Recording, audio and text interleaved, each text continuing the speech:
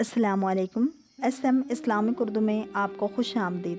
انسانوں میں پائی جانے والی دشمنی اور عداوت کیا اللہ تعالیٰ کے حکم سے ہے؟ انسانوں میں دشمنی اور عداوت کب اور کیسے پیدا ہوئی؟ اور قرآن مجید میں اللہ تعالیٰ کا کیا ارشاد ہے؟ آج کی اس ویڈیو میں ہم آپ کو تفصیل سے بتائیں گے۔ حضرت آدم علیہ السلام اور حضرت حوا علیہ السلام نہایت ہی آرام اور چین کے ساتھ جنت میں رہتے تھے۔ اللہ تعالیٰ نے فرما دیا تھا کہ جنت کا جو پھل بھی چاہو بے روک ٹوک سیر ہو کر تم دونوں کھا سکتے ہو، مگر صرف ایک درخت کا پھل کھانے کی ممانعت تھی کہ اس کے قریب مت جانا۔ وہ درخت گندم کا تھا یا انگور وغیرہ کا تھا۔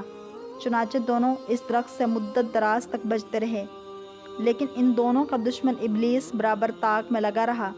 آخر اس نے ایک دن اپنا وسوسہ ڈال ہی دیا اور قسم کھا کر کہنے لگا کہ میں تم دونوں کا خیر خواہ ہوں، اور اللہ تعالیٰ نے جس درخت سے تم دونوں کو منع کر دیا ہے وہ شجرۃ الخلد ہے، یعنی جو اس درخت کا پھل کھائے گا وہ کبھی جنت سے نہیں نکالا جائے گا۔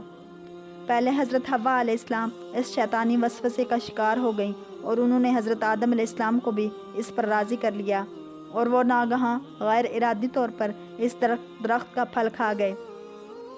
اس طرح حضرت آدم علیہ السلام جو کہ دربار الہی میں بہت مقرر اور بڑے بڑے درجات پر فائز تھے، اس لیے اس اجتہادی خطا پر بھی مورود عتاب ہو گئے۔ فوراً ہی بہشتی لباس دونوں کے بدن سے گر پڑے اور یہ دونوں جنت کے پتوں سے اپنا ستر چھپانے لگے، اور خداوند قدوس کا حکم ہو گیا کہ تم دونوں جنت سے زمین پر اتر پڑو۔ اس وقت اللہ تعالیٰ نے حضرت آدم علیہ السلام سے دو خاص باتیں ارشاد فرمائی۔ ایک تو یہ کہ تمہاری اولاد میں بعض کا دشمن ہوگا کہ ہمیشہ آپس میں انسانوں کی دشمنی چلتی رہے گی۔ دوسری یہ کہ عمر بھر تم دونوں کو زمین میں ٹھہرنا ہے، پھر اس کے بعد ہماری ہی طرف لوٹ کر آنا ہے۔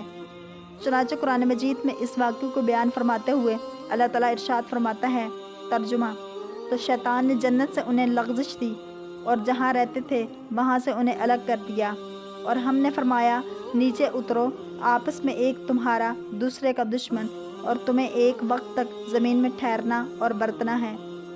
یہ عداوتیں کبھی ہرگز ختم نہ ہوں گی۔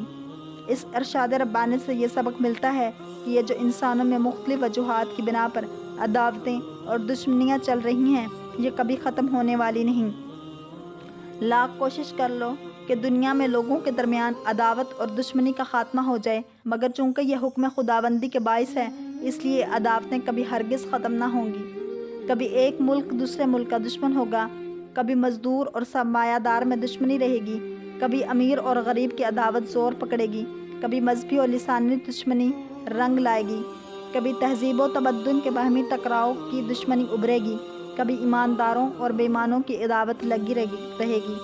الغرض دنیا میں انسانوں کے آپس میں عداوت اور دشمنی کا بازار ہمیشہ گرم ہی رہے گا، اس لیے لوگوں کو اس سے رنجیدہ اور کبیدہ خاطر ہونے کی کوئی ضرورت ہی نہیں، اور نہ اس عداوت اور دشمنی کو ختم کرنے کی تدبیروں پر غور و خوض کر کے پریشان ہونے سے کوئی فائدہ ہے، کیونکہ جس طرح اندھیرے اور اجالے کی دشمنی، آگ اور پانی کی دشمنی، گرمی اور سردی کی دشمنی کبھی ختم نہیں ہو سکتی، ٹھیک اسی طرح انسانوں میں آپس کی دشمنی کبھی ختم نہیں ہو سکتی، کیونکہ اللہ تعالیٰ نے حضرت آدم علیہ السلام کے زمین پر اترنے سے پہلے ہی یہ فرما دیا تھا کہ تم میں سے بعض انسان ایک دوسرے کے دشمن ہوں گے۔ تو یہ عداوت اور دشمنی خلقی اور فطری ہے جو حکم الہی اور اس کی مشیت سے ہے، تو پھر بھلا کون ہے جو اس عداوت کا دنیا سے خاتمہ کرا سکتا ہے؟